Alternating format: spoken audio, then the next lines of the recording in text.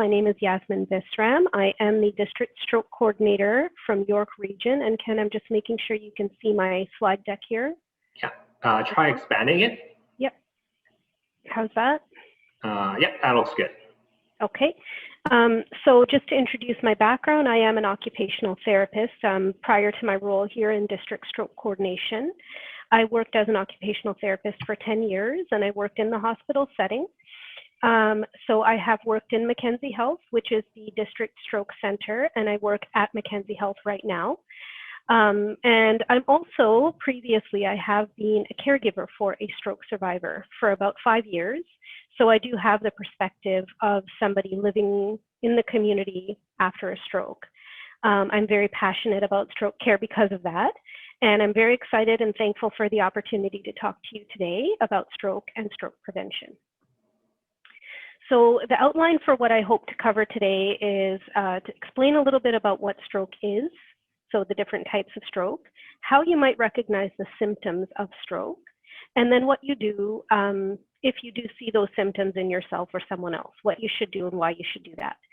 The majority of this talk, I'm hoping to cover the second half of the presentation, which is the stroke prevention risk factors that everyone out there might have, and some tips on how you can better manage your risks so you can prevent the possibility of a stroke or even heart disease. And at the end of the talk, I do have some resources available, some links to some online things that might be helpful to you if you've ever had or know somebody who's had a stroke. So let's start by just talking about stroke itself. So some basic facts about stroke is that stroke is the leading cause of, the third leading cause of death in Canada.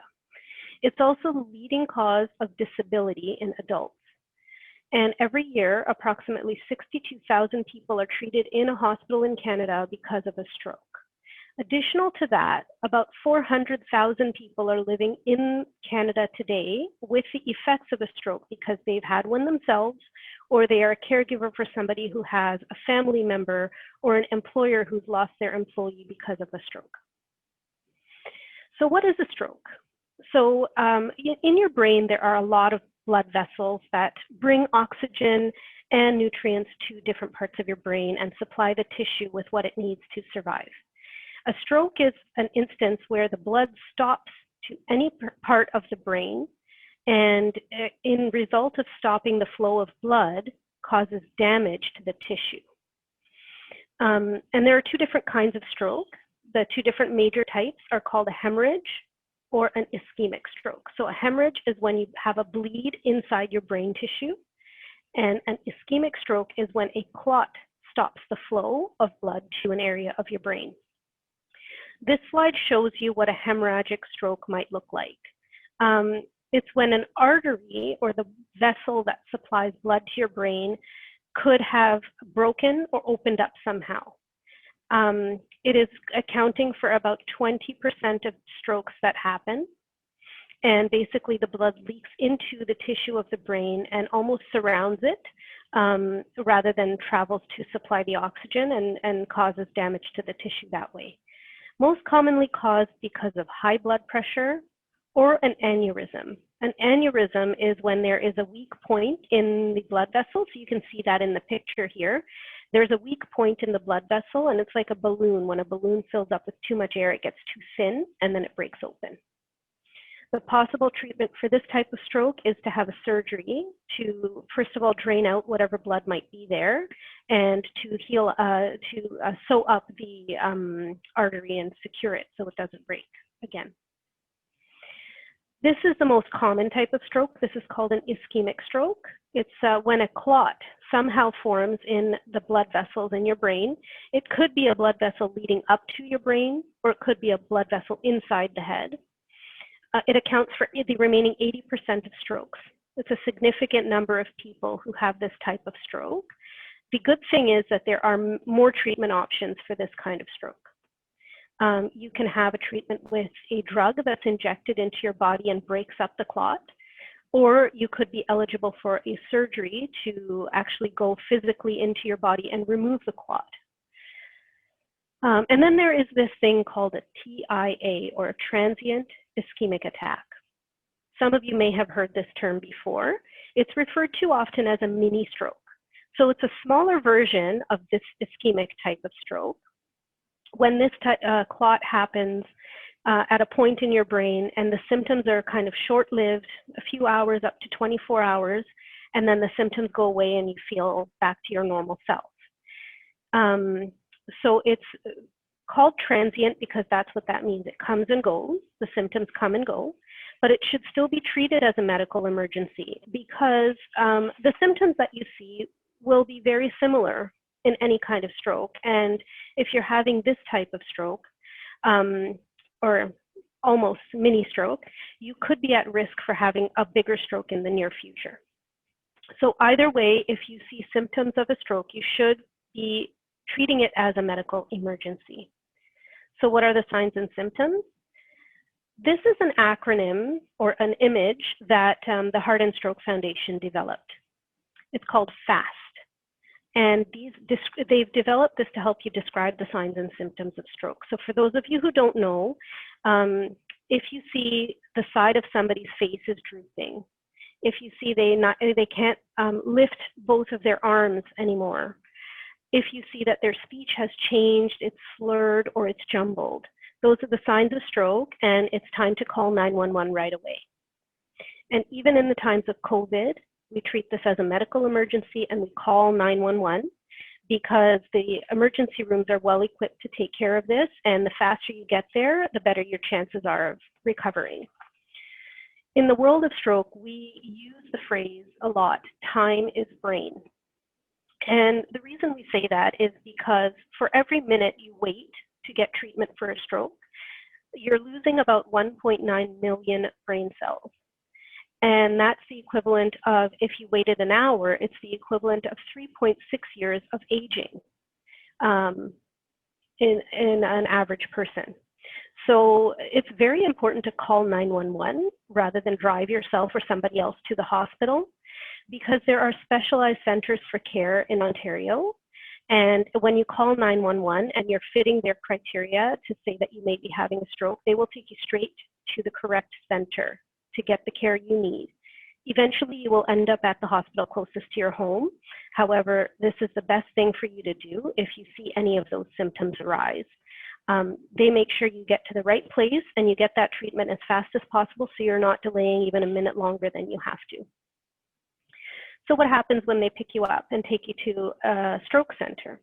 In the ambulance, likely they'll take your blood pressure, they'll measure your temperature, they'll check your blood sugar, and they'll get you to the hospital as fast as possible.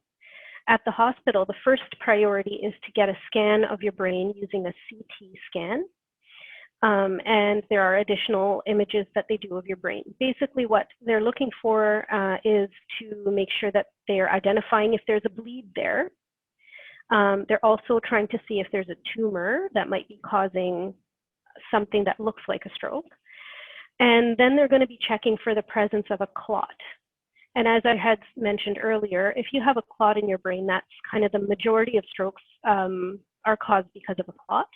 And there are many options for care. So if you do end up, as the person who's having these symptoms ends up having identified a clot in their brain, they may be considered for getting this medication called TPA, which is a clot busting medication. There are criteria to fit before you can get that. So you have to have your symptoms have had to have started within the 4.5 hours of getting to the hospital. And then there are a few other criteria, but generally that's the first course of action. Additional to that, and not limited to the people who get TPA, you could also be eligible for the surgery that I had mentioned earlier. So the picture you see on the bottom right, this is a newer type of intervention. It came about around 2015, became more recognized, and it's actually very widely acknowledged now. It's called endovascular thrombectomy, or EVT. And it's basically a surgery that they do. They put a little wire up through inside of your thigh and fish up a wire up to your brain, and they physically pull the clot out of your brain. So if you qualify for that, you can also be eligible for this surgery. So whatever the treatment is, whatever happened, as long as you've had a stroke, the effects of the stroke can be varied. So that the way that the stroke happened may be, as I explained it earlier, and it may be the same for different people. They may have a clot that causes their stroke, or they may have a bleed that causes their stroke. But the effects that they feel after it's happened are very different. Every person will see it differently. And the picture on your right there will show you a layout of the brain and the different things, areas of your brain control different things in your body. So the severity and the effects you see from a stroke could be dependent on all these different things: the type of stroke you had, how long it took you to get to the hospital from the time the symptoms started, what type of treatment were you given in the emergency time of your care, what side of your brain was affected, and how much of your brain was affected. Is it a big portion or a very small portion? So it's very important to get to the right stroke center because the specialized team is not only there in the emergency room, the specialized team that knows how to work with stroke patients after all that emergency treatment is done is also available at the stroke centers. And so you can have your rehabilitation care with that specialized team as well. So I'm hoping that covers just enough to let us start talking about the mechanisms to prevent a stroke or the risk factors you might see, but please type your questions into the chat box if you have any. But I'm going to now move forward to talk about stroke prevention and risk factors. So prevention in stroke is key, but it does start by knowing what your risks are. 9 out of 10 Canadians have at least one type of risk factor for stroke or heart disease. And almost 80% of premature strokes and heart disease can be prevented if you have the right healthy behaviors in place. Okay, now when you think about risk factors, there are risk factors that you just can't change. They're part of who you are. And then there are risk factors that you can change.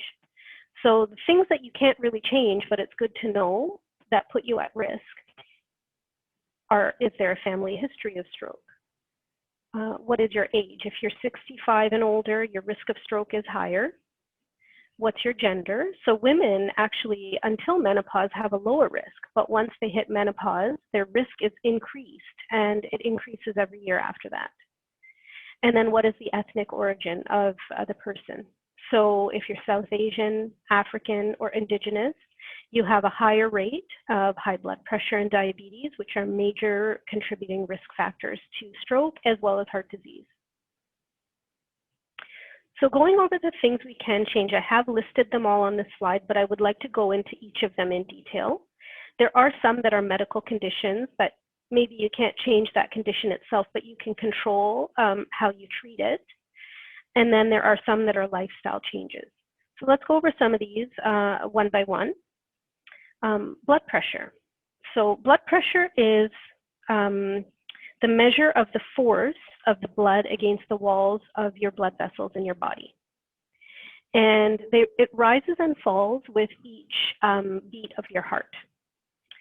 So the top number that you see there is called the systolic blood pressure, and it measures when your heart beats or pumps the blood through your arteries. And the arteries expand because they have more pressure or more blood pushing through them. So you expect that number to be higher than the bottom number. The bottom number is called diastolic, and that's when your heart fills with blood and relaxes, and the vessels tend to have less blood flowing through them at that time, so they're expecting to see a lower number. So I'm going to use this term, and I'll explain in the next slide what it is. Hypertension is the #1 risk factor for stroke. It's also a major risk factor for heart disease, so there's a connection here you're seeing with stroke and heart disease. Hypertension is called the silent killer because often people don't know that they have high blood pressure or hypertension, and it's left untreated. Just to explain what hypertension is. Hypertension is the term for high blood pressure, and it's when the pressure against the walls of those blood vessels is consistently high. It's always higher than it should be. So a normal blood pressure is 120 over 80. But hypertension is when you have a blood pressure equal to or greater than 140 over 90 at a consistent points in time. If you have other risk factors such as diabetes or kidney disease, you may be considered to have high blood pressure even if your actual reading is lower than 140/90. So it's good to keep in touch with your healthcare provider, your doctor, if you have any of these kind of conditions, so that they can tell you what the expected rate should be. Okay, but although there's no cure for hypertension, it can be controlled. The diagram on the right kind of talks through or shows you visually a little bit of what I just talked through. So the number across the bottom would be the lower number, and the number on the side would be the top number. And you can see the ideal blood pressure, or the green area here, 120/80, that's expected. As you start to creep into 140/90 or higher, you're considered to have high blood pressure. You can control this with medications as well as lifestyle changes. So some of the things I'm going to speak about in the next few slides. But lowering your blood pressure can reduce your risk of stroke by 35 to 40%. It can reduce your risk of heart attack by 20 to 25%. And it can reduce your risk of heart failure by even up to 50%. So keeping your blood pressure under control can have really positive impacts on your health. What can you do about your blood pressure? You can check it on a regular basis. If you're prescribed medication, you can take it as directed and not miss a day. You can limit the amount of salt you take into your body and try to be physically active for at least 30 minutes per day. And if you drink alcohol, do it in moderation. So some of these things I'm going to cover in some of the following slides. So we'll go into them in a little more detail, but with respect to blood pressure, these are the things you can do. Now, I don't know how many people out there may have heard of the term atrial fibrillation, or AFib. AFib is an arrhythmia, or an irregular heart rhythm. And it is actually the most common type of arrhythmia. It affects more than 250,000 Canadians right now in the world. If you have atrial fibrillation, it can cause clots to form in your heart. And those clots can then travel to different parts of your body, including your brain. If you have this, it can increase your risk of the strokes caused by clots, ischemic strokes, by 3 to 5 times more. The risk of having AFib actually also increases with age, diabetes, high blood pressure, and it also increases if you have some sort of a heart disease already. Most people who are diagnosed to have atrial fibrillation will be put on blood thinners in order to try to reduce their risk of stroke. Unfortunately, 15% of all strokes are caused because somebody has AFib, and a lot of those are caused because the people don't know that they have AFib, and they have their stroke and they find out later. So it's not something that's typically assessed for when you go to your doctor for your physical.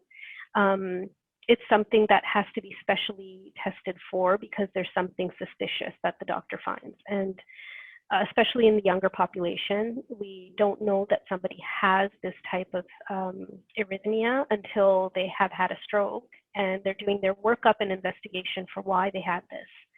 And they find out they have AFib and they're put on medications following the stroke. Okay, diabetes. So diabetes is when the body doesn't produce enough insulin, and it basically is a measure of the sugar levels in your body. That's the simplest way to put it. There are 3 types of diabetes. Type 1 affects people in the younger age groups, or starts in people in younger age groups, and it accounts for about 10% of the diabetics out there. Type 2 accounts for more people. It's about 90% of diabetics that are type 2. And this happens usually when you get older. Your pancreas doesn't make enough insulin and you need to supplement it. And then there's gestational diabetes that about 2 to 4% of women during pregnancy end up being diagnosed with gestational diabetes. Very low or very high sugar levels in your blood can actually make it look like you're having a stroke. So that's why when the ambulances pick people up, they check their sugar levels. And if the sugar levels seem really out of whack, they'll try to correct that first before they start to, treat for a stroke. The other thing that could happen with high sugar levels in your blood is your blood becomes thicker, and then it makes all of your organs, including your heart, have to work harder. Okay, so cholesterol. Cholesterol is something that's naturally made by your body. It does increase through your diet. So if you eat foods that are high in fat, saturated or trans fat, your cholesterol levels will increase. They can be checked. The levels are commonly checked through a blood test. And this is something that's that's done by a physician, a doctor. So there's two kinds of cholesterol. There's good cholesterol and there's bad cholesterol. So HDL, high density lipids, are the good cholesterol. And those are the type of cholesterol that removes the excess cholesterol from your body. So it stops things from building up. And then there is the bad cholesterol, or the LDL, low density lipids. And those are the ones that form plaques, or the fatty deposits in your walls of your arteries. So if you look at the picture on this screen, over time you can see here in the top part, the blood is flowing normally and the artery wall is very open, or the artery is very open. In the middle picture, you see there's a little bit of buildup starting. That's because the low density, the bad cholesterol is kind of building up there. And if you cut the artery and you look at it straight on, you would see a little bit of buildup forming there. And then the last picture shows you somebody who's got a very narrow artery and has had high bad cholesterol levels for quite some time.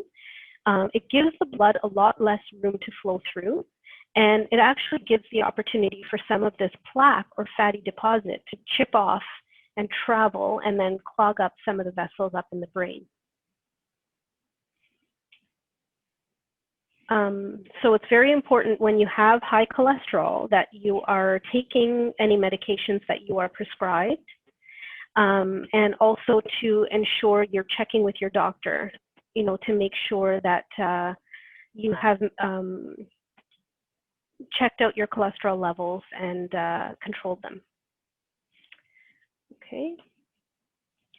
Managing your weight. 60% of Canadian adults are overweight or obese. And in that case, those people are 4 times more likely to have diabetes. They're much more likely to have 3 times more likely to have high blood pressure. And they're also 2 times more likely to have a heart disease than those who are at a healthy weight. Even at a healthy weight, if the excess fat is around your waist, you can increase your risk of having high blood pressure and heart disease and type 2 diabetes. So where you carry your weight is just as important as how much you weigh. Your belly fat, if you have fat around your belly and you're apple-shaped, it kind of puts you at a higher risk level than the average person for having high blood pressure and those things, and then eventually a stroke. How do you assess yourself? Really, you want to try to look at your waist circumference and how in relation to that, how tall you are. So that there's a calculation you can do to figure out your body mass index, and then that gives you a reading of whether you're considered in the obese category or not. So you can find these BMI or body mass index calculators online, or you can ask your doctor to help you figure it out. If you are considered overweight to any degree, losing even 5 to 10% of your body weight can help you reduce your blood pressure and can dramatically decrease your chance of having a stroke or a heart attack. So weight is extremely important, but how do we do that? We get physically active because physically inactive people are also 2 times at a greater risk for stroke or heart disease. The goal of physical activity in prevention of these kinds of problems is to do 30 minutes of activity most days of the week. And you can even do that in bouts of 10 minutes or more. Cardiorespiratory activity is the most important type that will help you lose the belly fat that you're trying to lose. Things like walking, jogging, cycling, swimming, even playing with kids, children or grandkids, Making any kind of activity part of your everyday life. Park far away from the door that you're walking to and walk a little bit to get there. Climb the stairs instead of take the elevator if you can do that. Any kind of way to get that activity into your day-to-day life will help you manage your weight a little bit better. Carefirst, our partners here that have welcomed us today, have a community cardiovascular prevention and rehab program for anybody who may be having any kind of risk factors of cardiac disease or stroke or vascular problems. And you can connect with them to see how you could be registered into that program if you can. That's a great program, and they do guided exercise and activity checks. Either way, if you do have some sort of a health condition, always check with your healthcare provider before you start to add in more physical activity to your daily life, because it will place a little bit of demand on your body that it's not used to. So you want to, if you have a health condition, you want to make sure you're clearing that with your doctor before you start. The other thing we can do to control our weight is eat healthy. So I don't know if everyone's aware of this yet, but the Canadian Food Guide was revised in 2019. The new guide kind of breaks away from the old ways of 4 food groups and serving sizes being as important. It emphasizes more on the food sources. So plant-based eating is much more heavily a focus in this new food guide. Protein sources, rich protein sources, lean protein sources are more emphasized. And then it moves away from dairy, and it says to make your choice of drink to be water rather than milk. The previous food guide did say milk would be a good drink of choice, but now it's kind of leaning more towards water.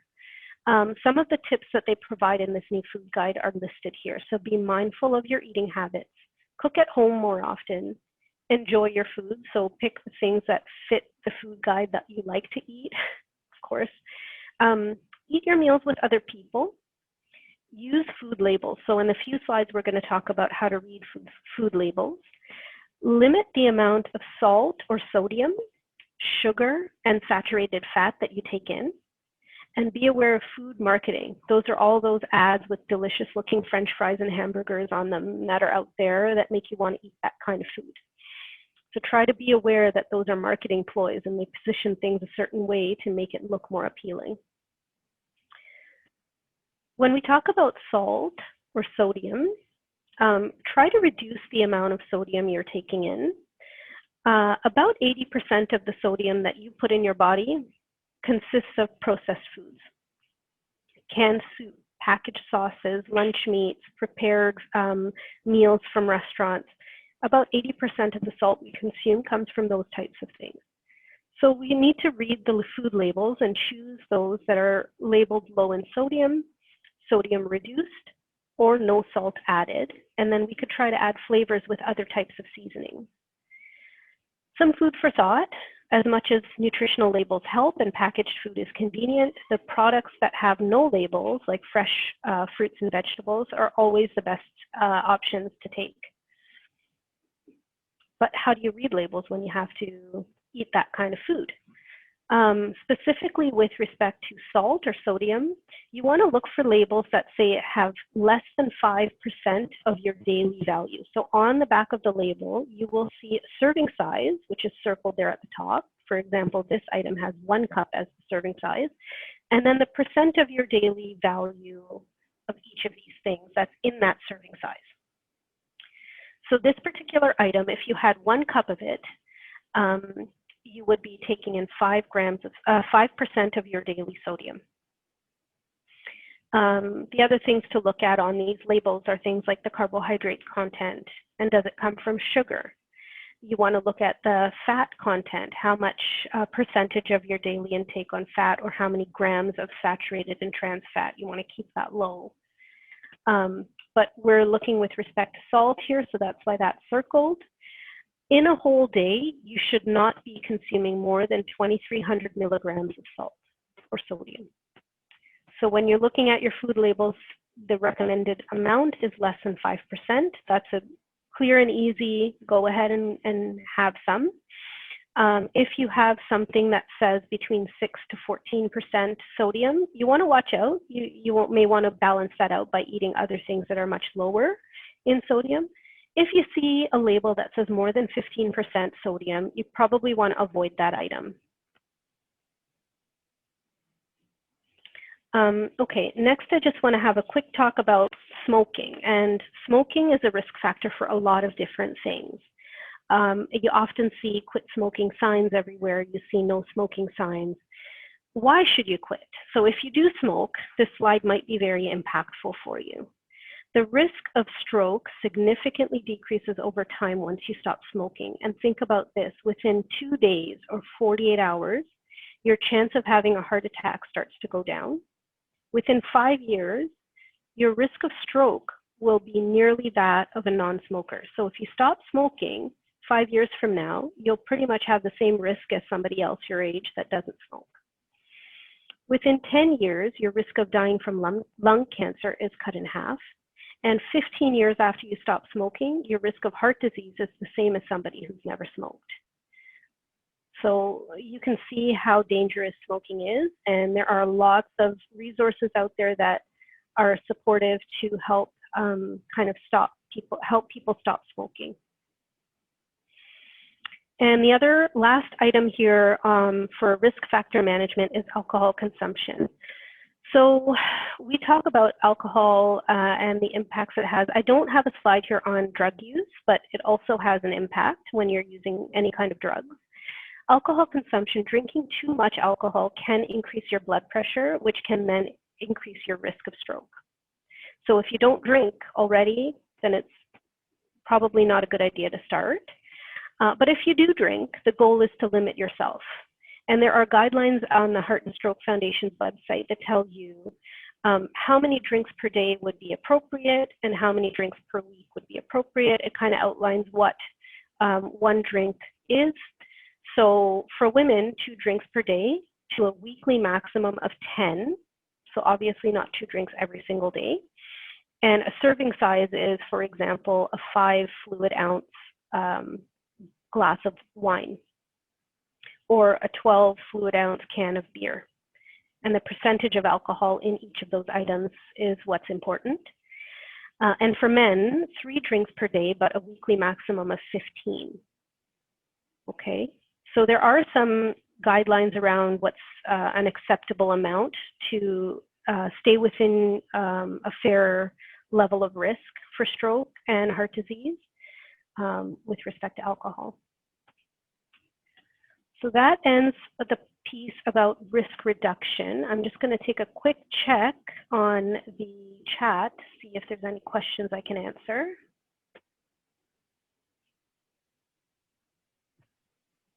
Someone's asking to talk more about a tumor found.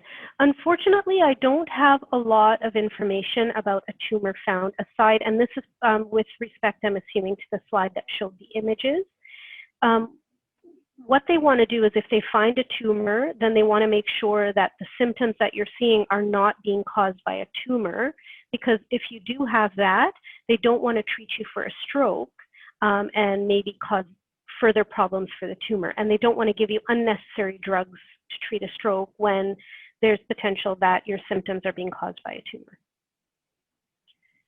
I hope that answers that question. The next question says, is immobility the cause of blood stop to flow in the body? And why blood against the arteries?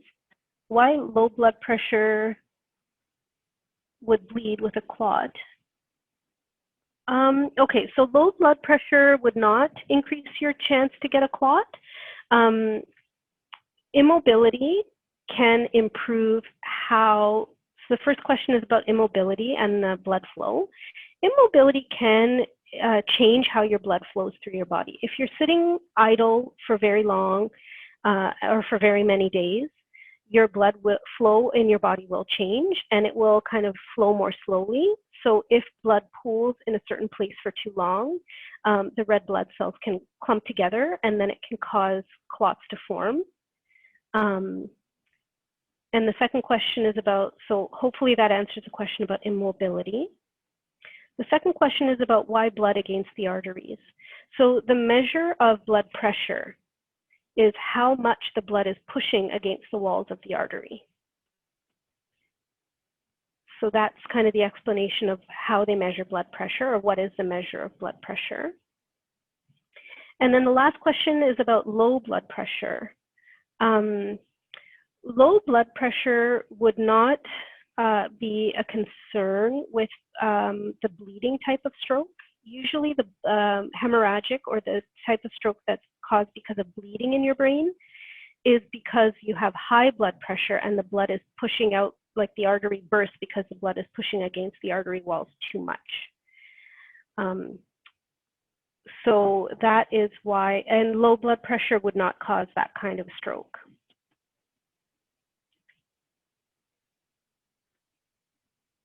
I think, can you share the link to YouTube? Yep. I think the rest of these have been answered by Ken, but if I've missed something, please let me know. I think there's a question on control salt intake. The question is, when I brush my teeth and rinse with salt water every time, is that considered an over intake of salt? Good question.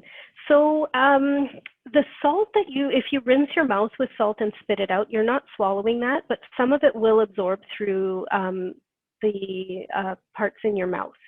So I wouldn't say it's too dangerous to do that, but I would not say it's enough to cause concern with high blood pressure. There's also a question, Ken, from Bridget. Is there a chart variable that provides weight ratio by age? Yes, so there are. I didn't share one in the slides because I could not find one that's clear enough. There are lots of body mass index charts and weight charts out there. I think the bottom line, though, the message that is shared in the prevention world is just, keeping in mind your circumference around your belly. If you have a lot of weight around your belly, you should focus on trying to lose that regardless of your body mass index or your consideration of whether you're obese or not. I think if you have that weight around your stomach, you want to try to work on reducing it. And I'm also sending a link. It's just a BMI chart. I think it is good enough, I guess, for this. And then there's one more. Let's see. Is people constantly on wheelchair easier to get blood clots? Yes, people who are constantly sitting or lying down and they're not moving around as much, it's definitely easier for them to form clots within their blood because their blood kind of moves more slowly and it sits stagnant in certain parts of their body longer. So the cells can start to kind of stick together. It becomes sticky and it can cause more blood clots, I should say. And the next question is from Estella. Why does both low and high blood sugar, diabetes, may cause stroke? Yeah, it's a good question. So when you have very, very low or very, very high blood sugar, it can cause symptoms that look like a stroke. So what causes the actual stroke in people with diabetes is when they have really high blood sugars, because that sugar in your blood makes your blood really thick. But when you have really low blood sugar, like very, very low blood sugar, it can cause things like seizures, or it can cause weakness, and it may even be one-sided weakness that looks like a stroke. But then when you're tested and it's kind of corrected, the symptoms resolve, and then, when they've done scans on these kind of people, there's not actually a stroke found in the scans. Okay, and then I think we have two more questions. One from Isabel. It's a long question. I have AFib. I do not drink or smoke. Would it be a problem if I start drinking half a glass of white wine maybe twice a week? I've heard that drinking wine is actually good for you. Very confusing statement. I know this gentleman, he drinks a glass of white wine daily. He just turned 88. What is your opinion? Thank you. So I can give you an opinion, but I think before you start consuming any alcohol, if you've never drank before, it's probably a good idea to talk to your doctor first. My opinion about it is I always go by research. And so you're right, there is some research out there that says drinking a glass of red wine every day might be good for your heart. I think it's probably best to go and speak with your doctor about anything before you start changing something like that in your lifestyle. The next question is from Ab Tomat. What is the symptoms for high cholesterol? Symptoms for high cholesterol, usually it's determined by blood tests. So every time you go for your physical, you're likely going to be sent for blood work. And one of the blood work that they look at is your both high and low density lipids, or your cholesterol levels. And then your doctor reads those results and tells you if it looks abnormal. Actually, you're asking how much time do you need for the next section, or maybe we can wait to the end to answer the rest of the questions. Sure. Yeah, probably 10 minutes, and then I can answer the rest of the questions. So maybe we can we'll hold on the questions for now, and then when that Yasmin finishes. Sure. So the last couple slides are just to share with you some resources that might be available if you or somebody you know has had a stroke. And all of the resources that I'm sharing today are available virtually or online. Because of COVID, a lot of these places have moved to online, but following this, they will be continued online. It's not going to stop. So I'm going to start with the Heart and Stroke Foundation. This is the Canada-wide kind of stroke resource for patients and caregivers. They have put together, there we go. They have put together for both providers who do healthcare provision, so your doctors and your rehab professionals, all of them. They have resources for those people, but they also have a list of resources, a whole section of resources for patients and caregivers who are out in the community. So if you click on the link here when I share this forward after today's presentation, you will see for the patient resources they developed, there are webinars, there are fact sheets, and there are virtual care checklists. All of this, and they have some caregiver support groups available to you as well. So all of this is available on the Heart and Stroke's website, and then they will be in the links that I share with this presentation. I did mention a few seconds ago a virtual care checklist. So what a virtual care checklist is, it's recently been created because during the time of COVID-19, when everyone's been locked down and all of the services have been kind of moving to telephone or video consultations, and it's giving people guidelines as to what to consider before they start to attend a visit. Say your doctor wants to do a telephone visit with you or a video visit with you. As a person engaging in that, either a patient or a caregiver, it kind of gives you tips and things to think about before you do your first video chat with somebody in a healthcare profession. So this is a really helpful resource. And then finally, with Heart and Stroke, they have care communities, so support groups that are available online. They have two separate ones. One is a community of survivors, and one is a support community for caregivers. They're both Facebook, members-only Facebook groups, and they provide social and emotional support, and they are a safe and inclusive environment. So they have people from their Heart and Stroke Foundation who monitor what's being talked about in those groups, and they have administrators who will kind of pull things off that are not appropriate or communicate with the members. And then the last thing they offer is a Community Connect e-newsletter. So it's an email newsletter that they would send out if you sign up for it. It gives you updates on research that's been done, opportunities for you to participate in research if you're interested, sharing advice and experience of other people. They offer practical tips and resources that might be helpful to you as a stroke survivor or caregiver. So for any of these resources, as I said, you can go to the Heart and Stroke Foundation's website and search for caregiver resources or survivor resources.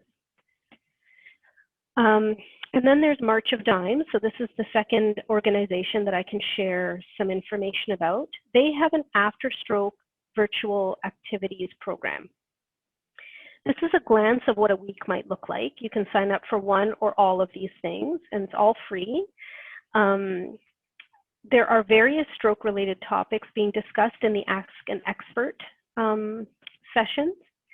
And then the aphasia group sessions are ways for people who have communication problems to connect and share experiences and work with each other. They have chair exercises. I believe it's twice a week. They have chair exercise programs that they can run through with stroke survivors over a video forum.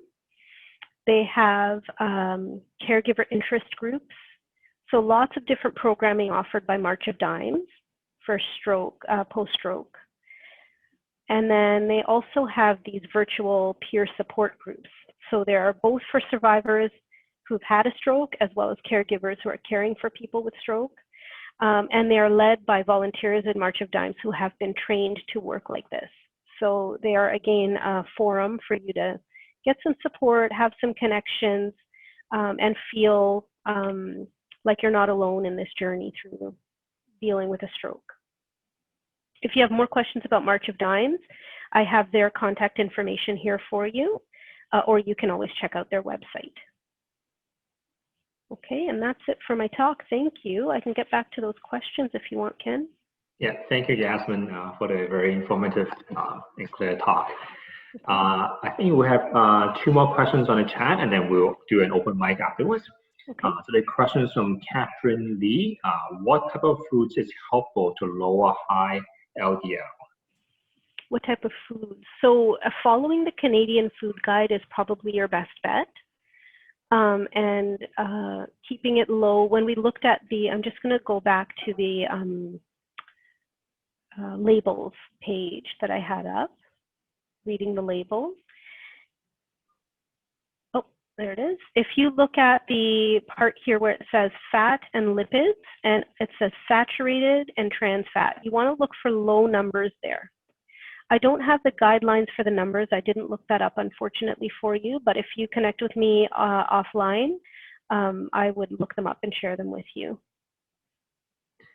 Okay, and the next question is from Clifford Learn. Is eating fruits a source of sugar intake? Yes, fruit does have sugar in it. So yeah, you're absolutely right. I think the best thing to do is, if you're concerned about that, is speaking with a dietitian to get some guidance on what types of fruit are right for you and which ones you shouldn't have too much of. And then last question is for the, just to show the contact information slide again. Actually, are you going to be sharing the slides with everyone afterwards? Yes? Yeah, I can share them. Yeah. Okay, so I can, so Avery, I can actually send out this Yasmin slide afterwards, or at least a link to everyone through email. Actually, I have to send you my email contact and phone number that we can add to the slides. So I'll add them in and send them to you together. Okay. Okay, so I think we're about 5 minutes left. Okay, so I'm actually going to open the mic up. So if everyone has any questions, you can ask at this time. Okay, just give me 1 second.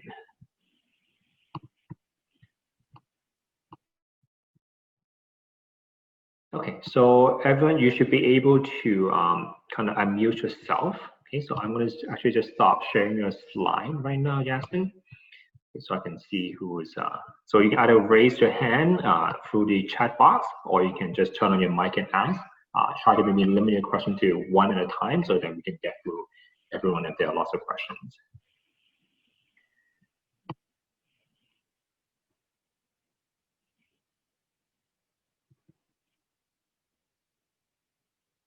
Okay, so at this time, I'm also going to just turn on the poll. If you can give us some feedback, that'll be much appreciated.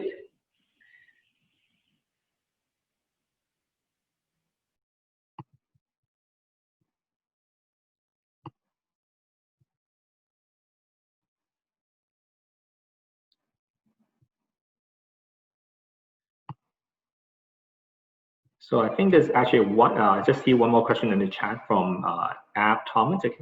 Am I in high risk as I have a low cholesterol and low blood pressure?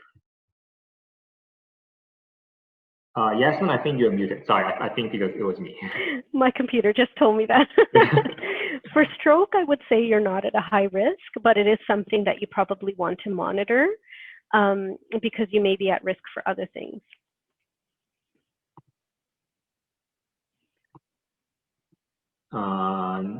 There's a question from Kai Chan. Okay, what is a heart attack?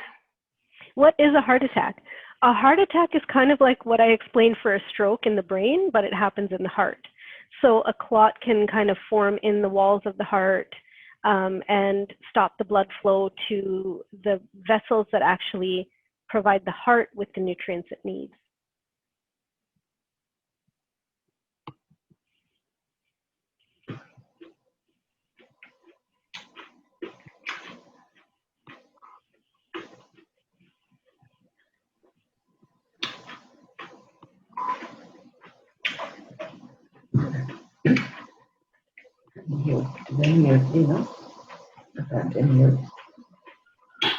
Mirella, do you have a question?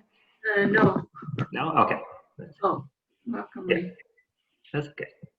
Oh, can you hear me? Yes, we can hear you. So I have. Okay, I think I see Jeannie Sarmiento. I think I see your hand raised up. Yeah. Yes, I just want to ask about they mentioned about taking the aspirin. What does it help? Does it really help me if I say I'm symptomatic with I cannot raise my hands up, my face is drooping? If I take the aspirin, will that be enough for me to not worry too much about it? Well, actually, the advice that stroke networks are giving right now is if you're feeling symptoms of a stroke, do not take aspirin, call 911. Because if you take aspirin and it turns out the stroke you're having is caused by a brain bleed, you will be limited in your ability to get intervention for it. And it can actually make that bleeding worse. Aspirin is a blood thinner. So if your stroke was caused by a clot, there's possibility it can help you, but you don't know that until you get to the hospital and have the tests you need to have. So at this point, when you're having symptoms of a stroke, don't take anything, but call 911 right away. Oh, okay. Good to know. Thank goodness. Yeah, you're welcome. Because all the time I was thinking, if I've had this kind of symptoms, I just take the aspirin, the 81 milligram aspirin type of thing. It's a very good question because with the world of heart attacks, that's been advertised for a long time, right? Mm-hmm. Thank you. You're welcome. I see another question from Hedy Ma. How to prevent the second stroke? Is it the same prevention as you mentioned today? Absolutely the same preventions. Even if you're started on new medications after your stroke, it's very important to keep taking them. All of the lifestyle management things we talked about, like losing weight and having the right kind of exercise for you, and all of that still applies to prevent a second stroke. Okay, so the next question is from Healthy. Is COVID-19 related to stroke? Yeah, there have been some studies recently showing that there is a small there's a correlation, but between blood clotting and COVID-19. So it's not enough to say directly how much of a risk having COVID-19 adds to your risk of stroke. But there is some sort of a connection there, and I think there's ongoing research to try and better understand it right now.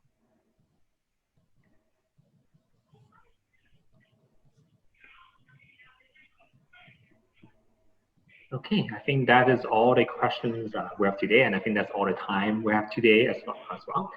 I just want to thank Yasmin again for speaking with us today. I would like to present you again, but then since it's done virtually, I'll contact you afterwards. Thank you very much. No problem. And thank you for coming, everyone. So next week, Thursday, same time, we're going to have our third episode, and it's going to be the topic is going to be on dementia. I'm going to be sending out an email to just update everyone on the topic and who the guest speaker is. So once again, thank you for coming, everyone, and we hope to see you again. Thank you. Thank you, Wisdom. Thank you.